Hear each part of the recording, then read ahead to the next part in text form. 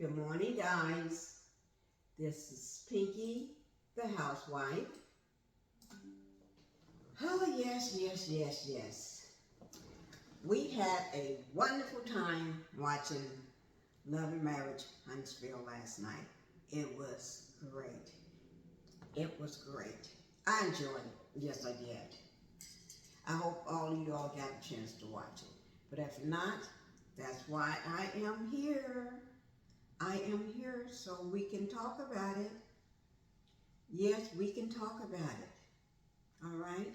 But let me get my disclaimers out of the way. It's morning time. You can tell because I'm drinking my coffee. And it's hot. Okay? But let me get those disclaimers out of the way. Everything is alleged in my video. And everything is my opinion and my opinion only. This video is made for educational and entertainment purposes only. Now remember guys, everything is allegedly, all right? But we're going to get started. Yes, we are. Oh, yes, we are. I can't wait. Let me find Huntsville on this globe here. Let me find it. Okay, globe, show me Huntsville. Let me see. Okay, I found it right here. Okay, it shows us messes in the street already.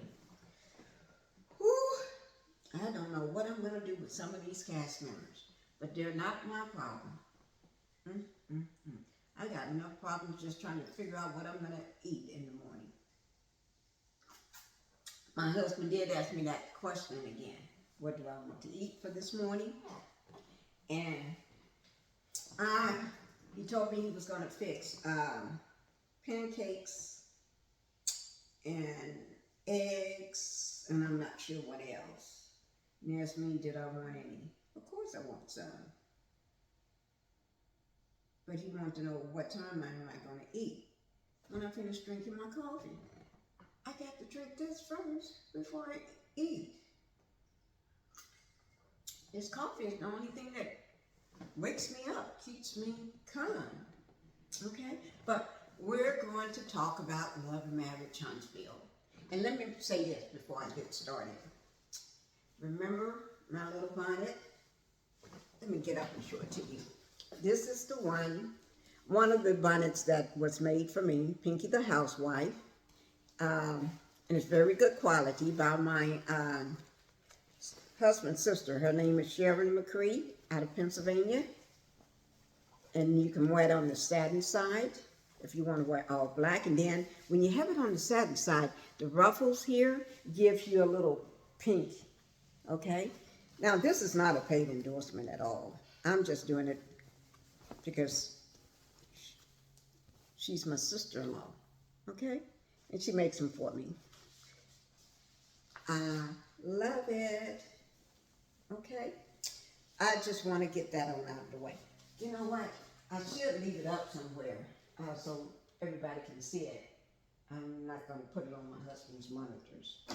I'm in his study this morning. Yeah.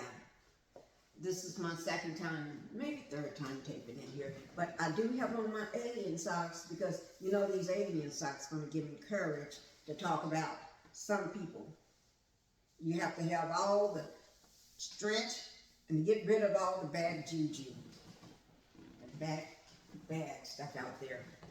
But actually, I'm watching Love and Marriage Huntsville again. Right here on my husband's TV. Flat screen on the wall. It's playing now. But, yes, we're going to talk about what happened. This is the second episode. Right now, on this episode that's going on right now, let me just pause it for a moment. Or just rewind it. Because it's been playing. Just give me a second, guys. Let me see. Where do I want to stop? I'm just trying to figure out where I'm going to stop. But anyway, it picks up where, what's her name? Stormy wanted to talk to Melody, Mel at the Kimmy's party for her journey through cancer, breast cancer. So it picks up there, right? At the event that Melody promised her. And then it shows her and Melody going at it. Let me just pause it for a moment because it's getting ahead. But it shows where both Stormy wanted to talk to Melody, and that's what went off on the first episode last week. But she wanted to talk to her. I got to put my feet up in the chair and cross my, that's just me. It's so comfortable. It relaxes me when I sit on my feet or sit like this for some reason, I don't know. But as I was saying, it picked up for the second episode where Stormy wanted to talk to Mel about the fact that she don't call her or talk to her or anything or text her or anything. Melanie don't, like I said last week, she don't have time for the mess. Should I call it, instead of saying mess, I should say messery. Is that a new word? Messery. Messery. She don't have time for the messery. I just made up a new word. Should go in the, I don't know, in the new form of dictionary. Messery. Oh, okay. But anyway, I guess either that or that record career, because I can't sing, and I promised I would learn how to sing if I get a record deal. Okay. Maybe I should focus my attention on just making up new words like messery. I don't know whether that's a new word. If anybody thinks that's a new word, can you please let me know, because I really don't know. I would love to find out. But anyway, it picks up where Stormy wanted to talk to Mel to pull her aside. Oh, Lord. Mel wasn't playing with her. Mel, let me show you. Stormy was laying against the wall, okay? Like this here. I'm just trying to explain. And Mel had her hands on the wall like this here. Looking all cute. And talking to her like this. Yes. Yes, girl. Yes, yes, yes. She had her hand on the wall. And talking to her like this. Because, you know, Mel is tall. Mel is tall. She ain't like me. I'm just 5 feet. 5 feet and a half. Mel is tall. She got them long legs. Yes. She ain't like Stormy. Short legs and dumpy. But anyway, I don't mean no disrespect. Okay? Because you got to love them all. But anyway, Mel was telling her, you know, just DM her, like I told you last week, and here goes Stormy. Well, no friend of mine is telling me to DM her. So I said, you answered your own question. She don't DM her friends. Her friends give her number. Even if they change their numbers according to Stormy, she still get their number. Mel just letting her know, no, nobody got a number. Because she needs her peace and serenity. That's the time that she relaxes. And she lets God take over. Because when God told her to go, she went. So she goes into her quiet zone, her quiet place when famine is over. And she ain't fooling with none of y'all then. She's not talking to you. She's not texting you. She ain't going to DM you. Probably won't. I don't know. She may. I don't know about that one. But she don't want to fool with you. And if you can read between Mel's, when she talks, you got to read between the lines. Because she's going to, I think she's probably testing them to see how smart they are. And don't look like they're that smart. Don't fool with her. when filming is over. And someone come out. We had a room next to each other, and we didn't even talk. Why didn't you come and talk to her? Why does she have to make the first move? She don't need to make the first move because she don't need to talk to you. Girl, these people are so needy for friendships. I don't know what to say. These are needy people for friendships. Okay? But anyway, whew. And then when they finished talking, Mel and her went to sit down. Mel told, don't you want to get something to eat? Let's go get something to eat. And somebody, like she's so happy that Mel want to go get something to eat. Well, girl, Mel just wanted to get you off the topic. Just to appease you. It's the same way she do Martell, just to appease him. To get him out of her sight. And then it went on from there. Kimmy had a talk with Martell. That's a snake in the grass. Just my opinion. My opinion.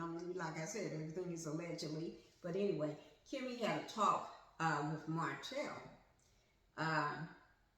She was saying how great she feels and that how she can't see herself not being with her husband because that's Maurice. I just try not to say his name because he's one of those hip, thighs, and butt guys, okay? Him and his brother. I call him the hip, thighs, and butts. Yeah. But anyway, because she couldn't see herself going through this by herself. At that time in her life, she really needed someone. And she's so glad that she had him to lean on, to be there for her, you know. And she asked Martell, dude, he missed that. And the groveling,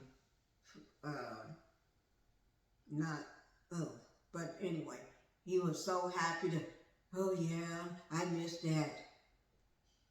And he talked about to her how he missed his family. He wished he was still married, how he messed up. And he should listen more now and listen to her and Mel. Mel don't care whether you listen to her. She don't care whether you feel sorry that you messed up.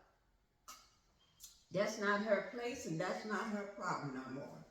You better go speak to somebody else about that. Go seek counseling about that, whatever. That's not her problem. You're not her problem no more. And then, let me go ahead and get to the part. After they get through talking, it shows Martell. This is the part that everybody was waiting on. The part where Martell tried to, after he leaves talking to Kimmy, he goes over where Mel is and Mel was getting ready to put on getting her coat and getting ready to put it on so she can leave. And if I'm not wrong, beg the difference, but I could have sworn when Mel was putting on her coat, he took her, she had a little gold clutch bag with a gold strap with it, a chain strap, okay? And she was getting her coat and stuff on, and he talking about, can I walk you to your car or something? And she was trying to let him know she don't need nobody to walk her to her car. Her car is right outside, in front, and he had something to say. No, I know where you parked. That means he was watching.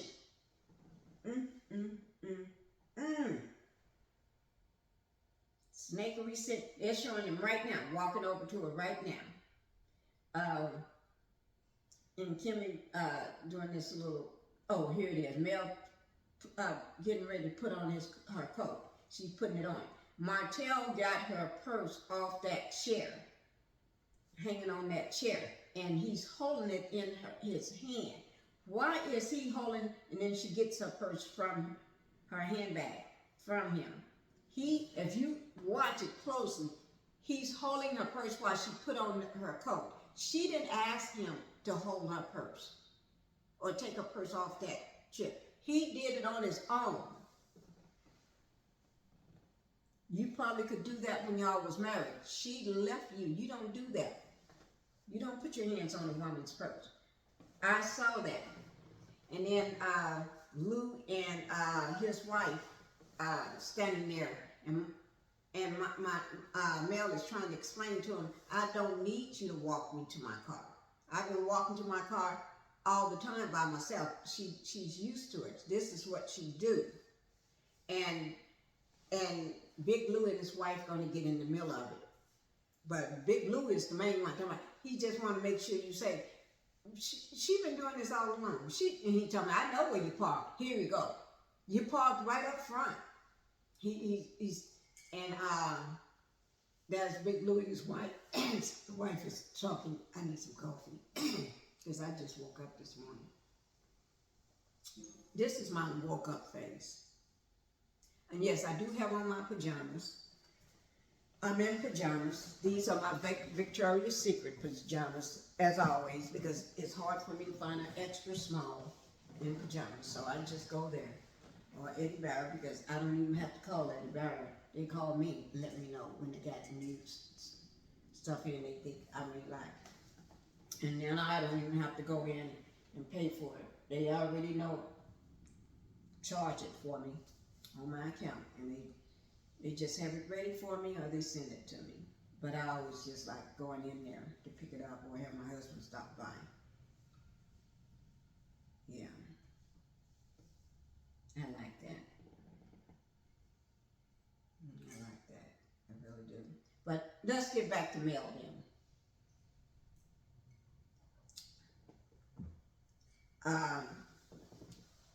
You may catch me a lot of times in my pajamas. That's what I do. I wear pajamas every day, all day, or even outside.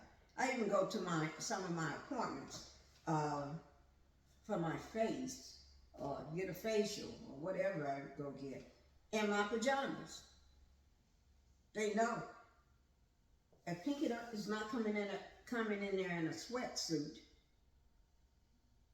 she got on pajamas. So just expect a sweatsuit or pajamas. That's just me.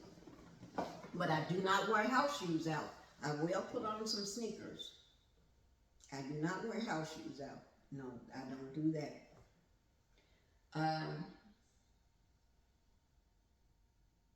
But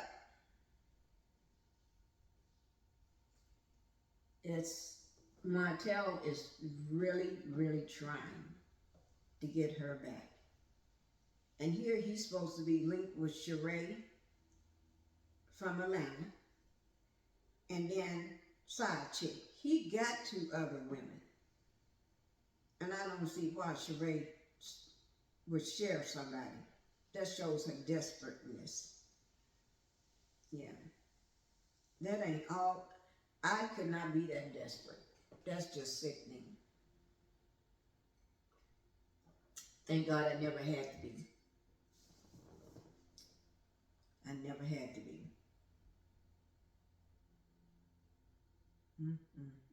I'm just shaking my head. A woman her age so desperate. But anyway, he's trying to tell her, stop being so difficult. Why do you have the audacity, the words to come out of your mouth to tell her stop being so difficult? That's what I don't understand. I really don't understand that. How are you going to tell someone that been divorced from you for 2 years, left you a year ago, altogether 3 years, stop being difficult? You go tell that to Sheree or that little coleslaw. You don't tell a woman like Mel, stop being difficult. Do you know she would read you and eat you up and spit you out?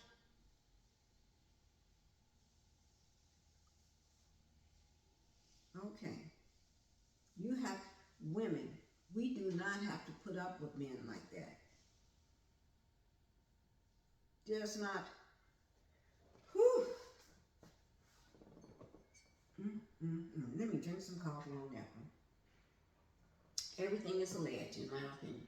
When I want to really just say what's on my mind, I have to drink some coffee to keep the mouth from saying what it want to say. Yes, I do. But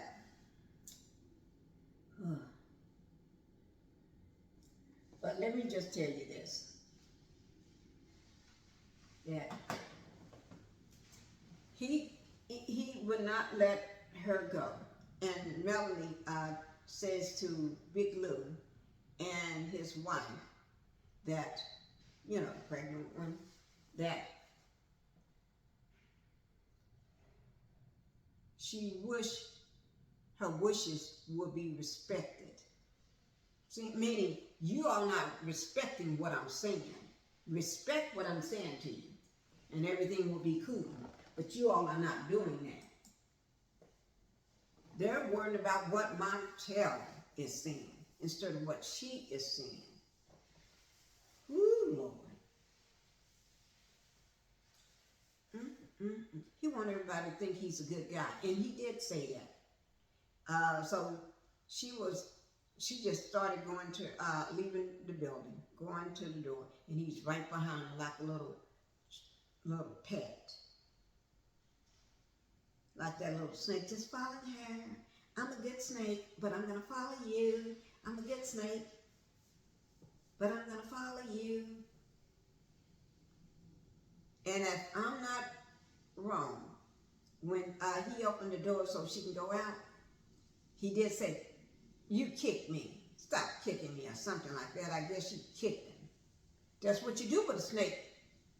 You kick him when he tried to get too close. You don't have nothing else in your hand, because she threw that purse over her shoulder, put it over her, and draped it down across her shoulder. Yes. So if you ain't got nothing else in your hand, your feet, you kick that sucker. But anyway, she went on out, went on straight to her car, didn't say thank you or nothing to him. I don't blame you. And he talking about, I'm a good guy. Yes, he did mouth those words out of his, ooh. But he did say that. And I'm going to, so he did say that. And he just standing there like, you know how somebody think they got hope and a chance? That he made a good impression that she's going to get back with him. That's the look that he had on his face, just watching her. I mean, he stood there in the cold in front of the door, just watching her leave, getting into her car, and then not say thank you or nothing to him, because he did not need a thank you. That she did not ask you to walk her nowhere. The door was further enough for her, because she knows she wasn't going to get out of it, because this man got everybody food, that he's a good guy. And I was praying that he didn't go out to a car, because you never know what may happen. He may, oh, thank God. But anyway, so she gets in a car and everything, and he's just standing there just watching her drive off. And then coming in with a sad look on his face. Head down, sad look. Yeah. Like Maurice told him, it's cold out there twice. Cold from her not responding to you. Plus it's cold anyway in general out there.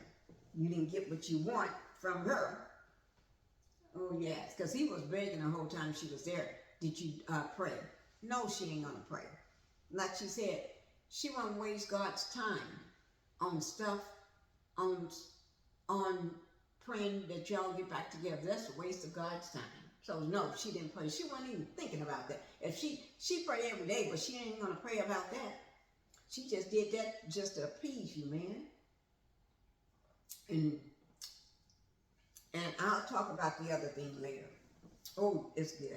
But anyway, So after that, you got Kimmy and her husband sitting down on the couch after the next day after the party, right? And so they're sitting down on the couch and everything. And she was telling them how she enjoyed the party and everything. And seemed like he should say, Mel did a great job. And I'm so happy that she did do this for you. Not once did that hip, thighs, and butt say that. He can't give her prompts when she needed. That just shows how jealousy and Martell got his mind twisted.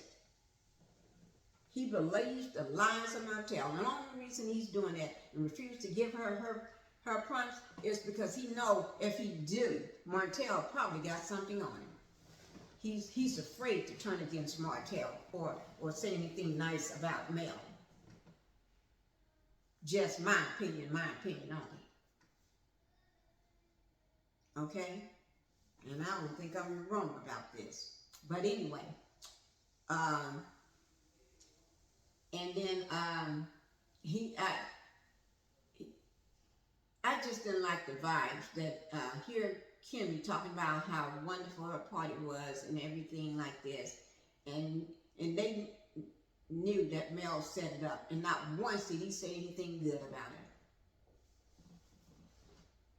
it. Ooh, them Scots, hips, butt, and thighs. I don't know what. I'm not saying nothing bad, I'm just saying. And then she mentioned that she would like to have another party after everything is completely over. But anyway, they did talk about how she got to have surgery the following day, the next day. Because the party was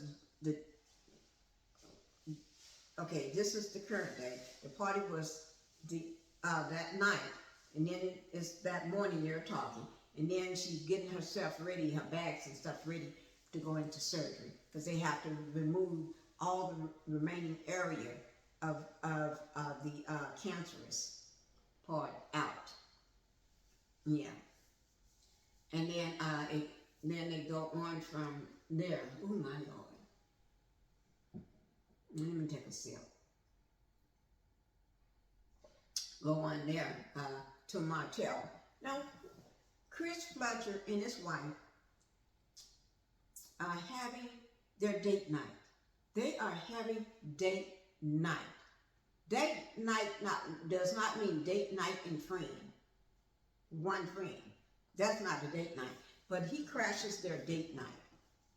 Okay? Chris Fletcher and his wife Nell sitting down at the table, looking all nice, beautiful, and handsome. She's beautiful and he's handsome. Having their date night, enjoying themselves, and then strolls in old snake in the grass. Okay? After he comes in, she's surprised.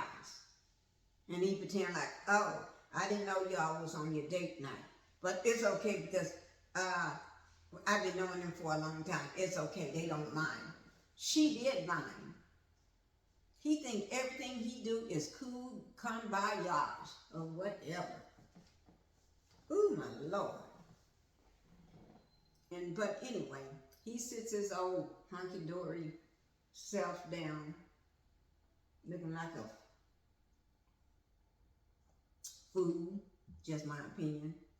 Sits his old foolery self down, and then she began to ask him, how's the single life? How things been going? How are you enjoying the single life? He talking about, oh, I don't want to be settled down. I don't. But every time you look up, he's talking about he's going to be married by the end of the year. This is April. The year's almost over now. The clock is ticking. You're talking about, I'm going to be married. Every interview, I'm going to be married by the end of the year. I'm going to get engaged. I'm going to be married. I'm going to propose. I'm going to get married this year. But if you're going to get married this year, and it's April already, and you got two women, Coleslaw and Atlanta woman, and he talking about, oh, I don't want to be tied down. He's telling them this. So he's contradicting all the other interviews that he did, okay? And all the other stuff he said. I don't want to be tied down. I'm just enjoying being single. Wait now, which is it? He said to other people he don't like being single. He want to be married again. But then he tells them he like being single. He's just enjoying being single. And then she asked him, what about Sheree? And then Chris asked him, do you think y'all would, is she the one? The one that you were marrying? Is she a potential wife to marry? Oh my God. They got him and Chris got a chuckle out of that one. A laugh out of that one. Let me see did I write anything down for that? Oh yeah, because Chris said, is this the one? And Martell said, they got a chuckle out of it because he said, when God said go, God said go. And then they all just laughed about it. Meaning that when it's time for him to leave her alone, Sheree, he's gone. Because God said go. Lord of mine. If that woman don't watch this and see this and don't know about this, girl, you better start turning on your TV and watching this stuff. Because you told that other, the pregnant woman, Lou's wife, that you watched the show. So that means you should see this. He don't have no intentions of you because you're just a storyline to him. He just needs to boost his image. And he tried to do it with Kenya. Kenya wasn't having nothing of that foolery that he's got coming. She ain't got time to be playing no games. She shut him down like a smart woman will do. But you took the bait because you're desperate for a storyline yourself. That's the way I feel. You're just desperate for a storyline. So regardless of how he make you look like a fool or not, you still go along with it. Posing with him, doing all sorts of stuff with that man. Girl, you just look like a fool. Okay? I don't have to tell Coleslaw she looked like a fool because she already know it. She's just a hot mess. Somebody needs to come and get their child and raise her. Okay? And then after that, it went on to Letitia meeting up with her cousin at Black. She had she got in touch with her cousin to have her to meet her at Black. Her cousin is Courtney. I think her name is Courtney. To talk some business with her. And Courtney been a broker or in real estate for 5 years. Beautiful young lady. But she's been in real estate for 5 years.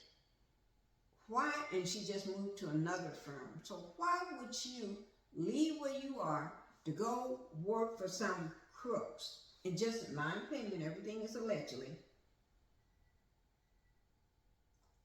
Work with people that do not do anything but stir up a mess. Why would you ruin your career going to slop around in the mess?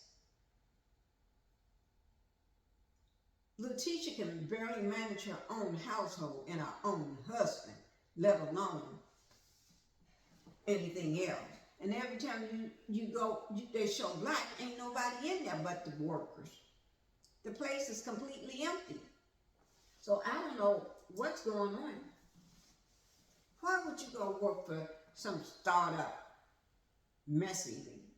That's that new word I told you I just made up. I don't know if it's new, but that messery company. Okay? And she wanted to know, before she make a decision, when is her and Kiki, Letitia and Kiki, going to get back to be cool again, come together, and be cousins again, family again. And you know how Letitia is. don't know when to let something go. She takes everything so personal and don't know when to let something go. Because in my book, Letitia started this stuff, her and Marcel, by putting that woman's business out.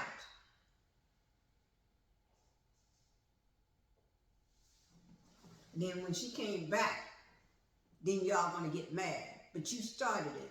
She just finished it for you. Now you holding on to this for dear life. Girl, go somewhere and sit yourself down. Okay?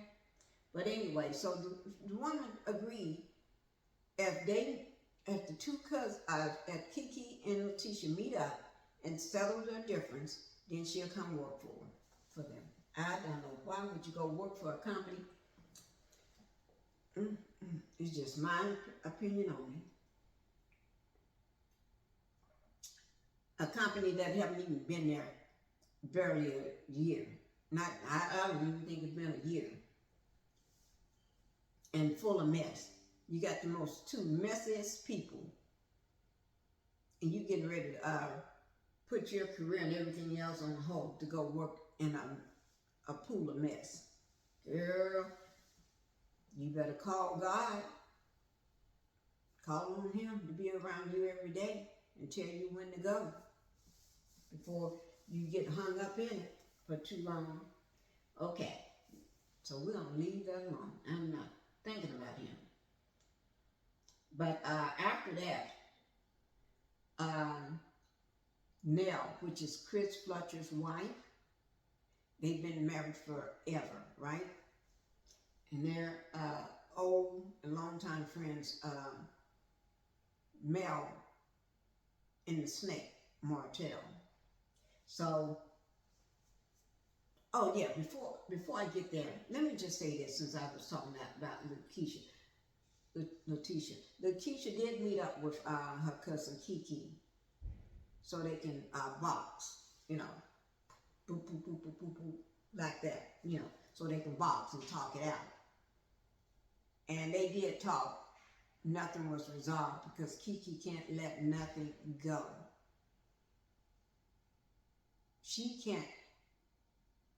Letitia can't let nothing go. Kiki was cool, explained the problem, was willing to work on it, but Letitia can't let it go.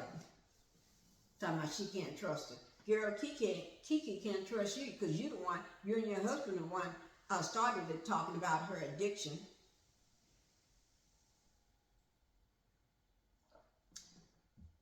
Okay?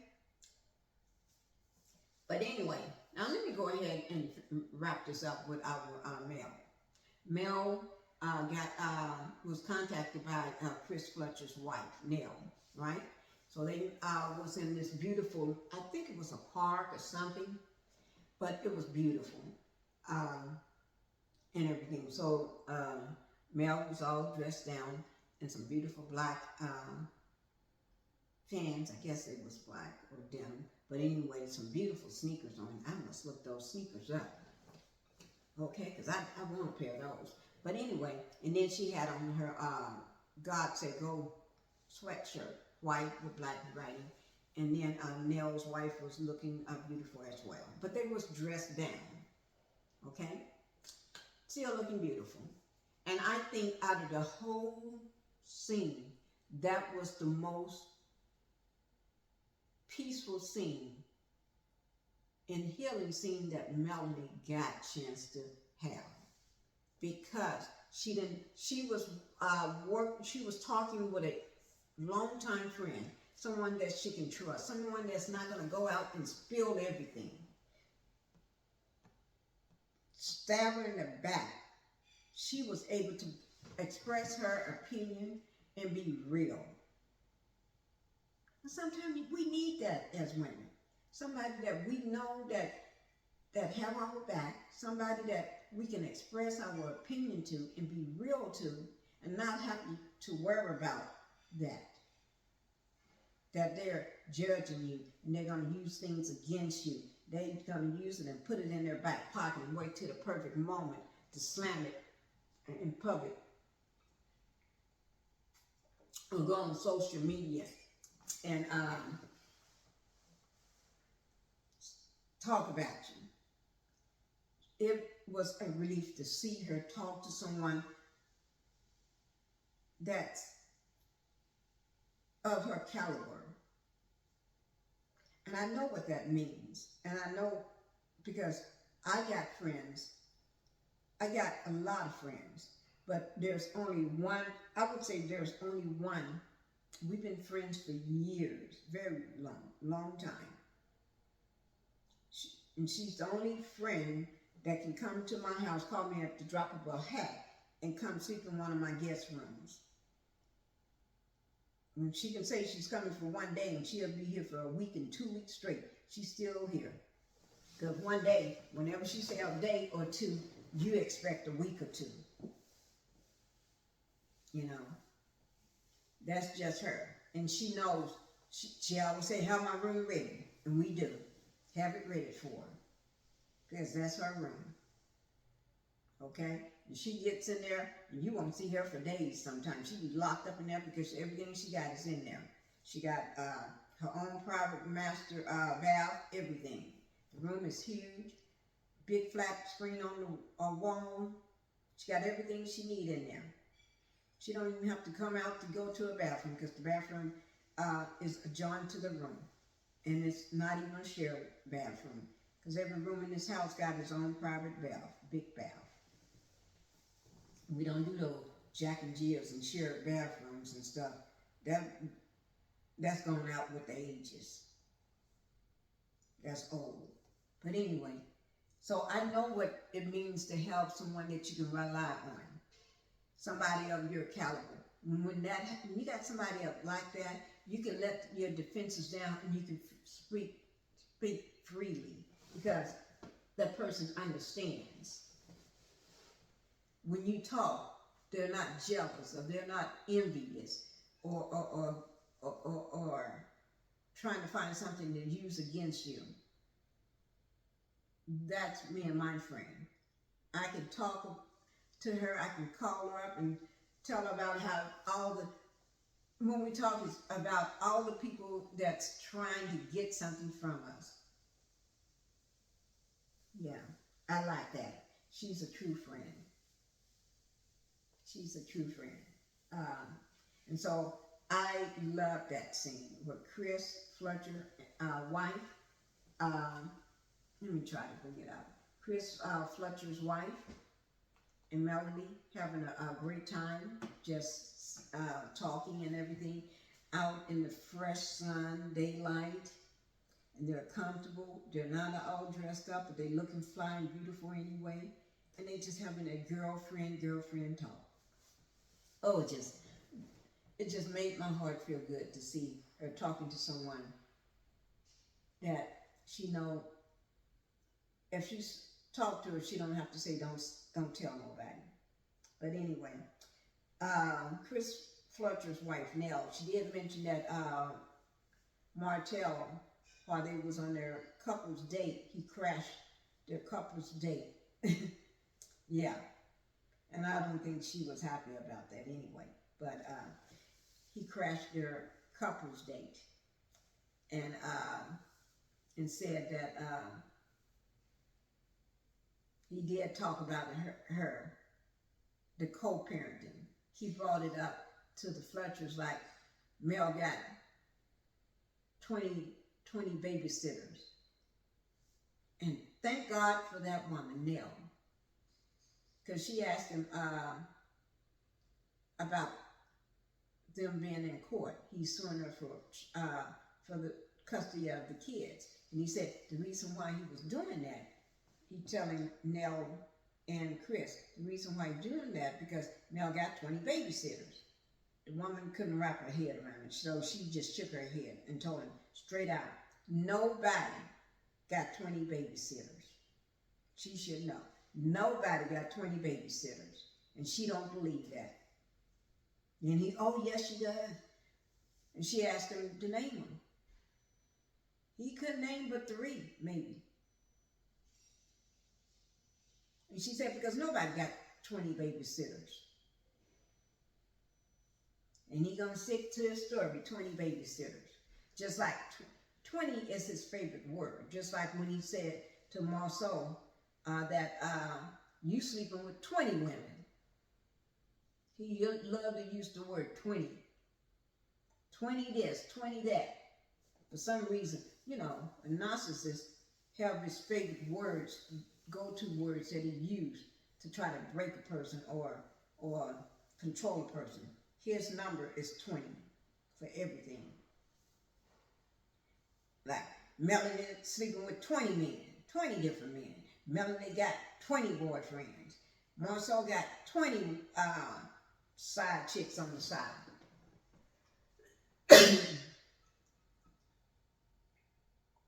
Then he went on to explain how Mel, he should have first right when she got to go work.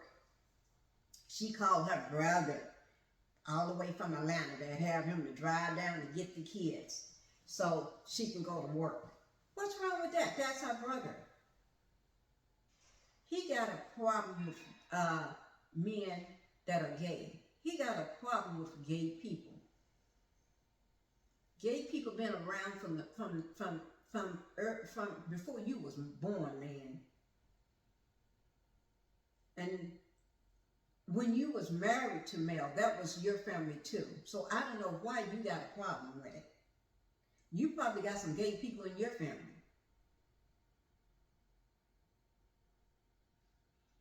So you need to come off and you need to learn to accept and adapt to the situation. Because I think they're doing a lot better than you. They're stable, educated, they got their own home, they don't have no problems in their marriage, and he is very smart, and the kids love him and his spouse. So I don't see a problem. Yes, I don't see a problem. I just think you got a problem because they're doing better than you. And your kids had said that they wish that, I think it's his partner that they wish that was their, what do you call it, dad. I think you got a problem with that. Or it's either her brother or her brother's spouse that they wish that one of them was their daddy. I think you just got a problem. I think you just jealous. That's what it is. Because Mark is going to play with you. He calls you out. Yeah, her brother don't play with you. He calls you out.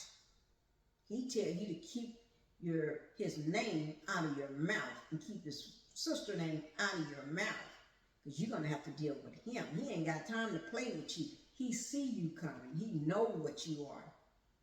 And he ain't going to let you talk and lie on his sister like that. And I support him for taking up for his sister. That's what a man does. When they see a man like you trying to control their sister, oh no, they're not going to have it. And I give them props. Yes. Because Mel and her brother love each other. They have a healthy, loving relationship. And when Mel needs help, she called on her mother, which is her mother, their grandmother. She called on her brother, which is their uncle. And she can call on his spouse, which is still family. That is still their uncle too. So when she called on her family members, those are not babysitters. That's family watching the kids. That's their family. The kids feel comfortable there. They don't have an issue there. They know they're going to be cared for and loved. So I don't see why you got an issue with it. It's just you got a problem. You trying to make it everybody else's problem, like they got a problem. You the one with the problem, man. But anyway, she did express to him that Martell wants her back and everything, that he's still in love with you. And like Mel said, no, no, no. And Mel did express to her that he's still trying to get her to come back to him. And he's son. Nobody knew this until Mel said it to Mel. That Martell sent her 20 dozens of roses. Dozens is a lot. That's like 12 dozen, 12 in a dozen. He sent her, no, was it 10? Yeah, 10 dozens of roses. 10 dozens of roses. Let me make sure I got that right. Yeah, it is 10. 10 dozens of roses. Man, you ain't even got no money. So you probably got some money from someone or ran your little credit card over the limit to pay for those roses. Okay? My coffee is getting cold. It ain't getting cold. It ain't gotten cold. So, you know, when my coffee gets cold, it's time for me to go. Yes, it is. But she did express to Mel that,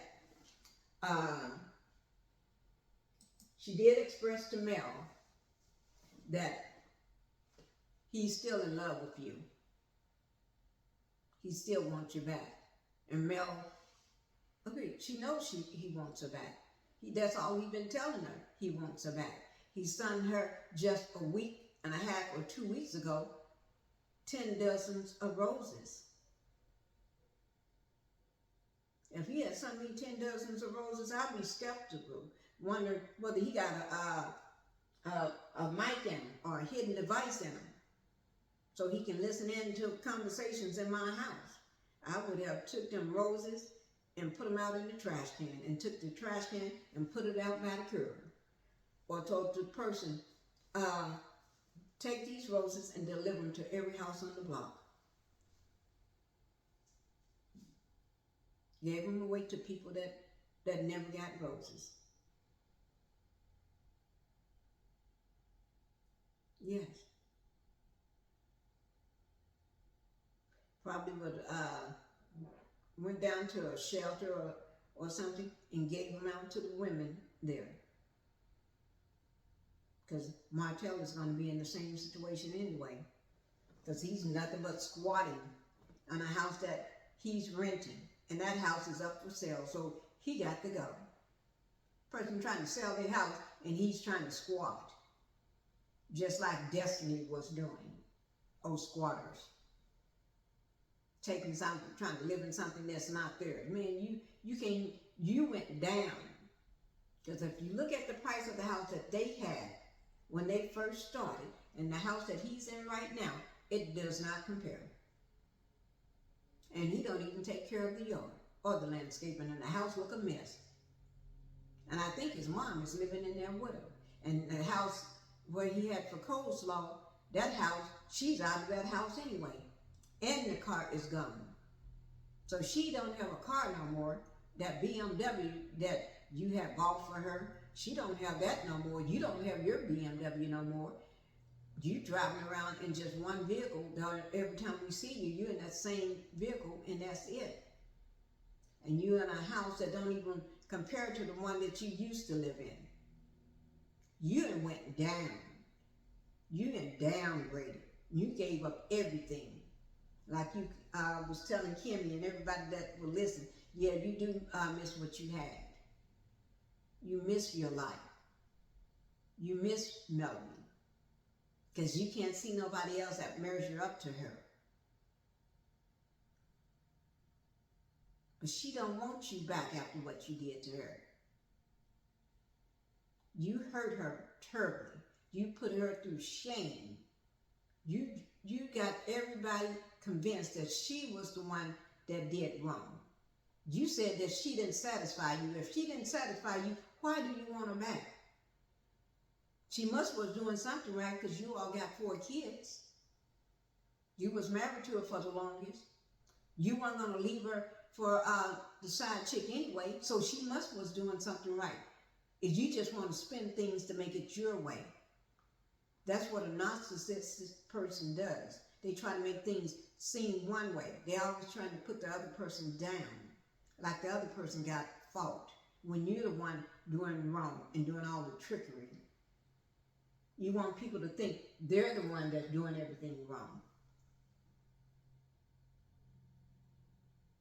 You've been playing this game for so long, you can't tell reality from non-reality. Like Mel said, just allegedly, that you miss reality TV and you're missing reality.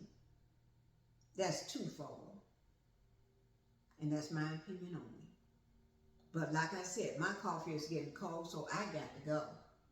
I don't have time to be listening to someone like you. Because you are nothing but trickery.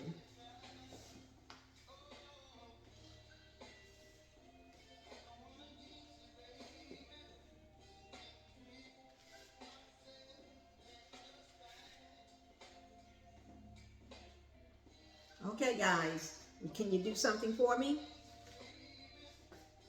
Can you please hit the like and subscribe button? I'm almost to my goal. I just need your help. So hit the like and subscribe button and leave me a comment. Help me to make sense of this. Just help me to make sense of this. So if something that puzzled you on episode number 2 that happened just last night, let me know. I would love to know what you think about it.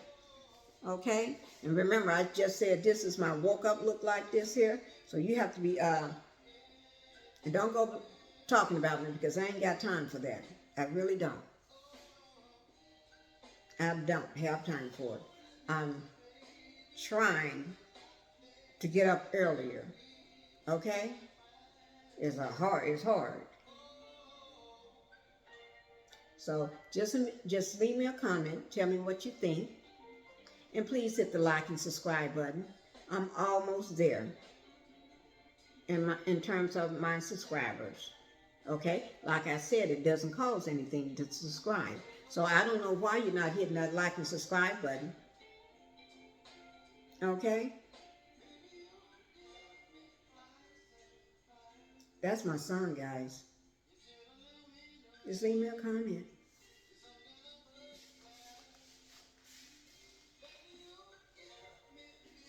I love it. Oh yeah, let me give this one more shout out. And you know what I want to do? I want to give a shout out to Aunt Ann. I watch a lot of her commentaries. I watch her almost every morning when she's out driving, when she gets up in the morning driving. And I love you. I got your back. I'm new at this, but I like watching you. Okay? And I'm sorry for anything that other people did to you. You got my heart. Okay? You got my heart. And we was all there to support you. All right? You make me smile when I watch you. You really do. You make me smile. But, whew. Okay, guys? We all have to be good to each other. Okay? We all have to be good to each other. Let's not come at each other sideways, because there's too much out there in the streets already.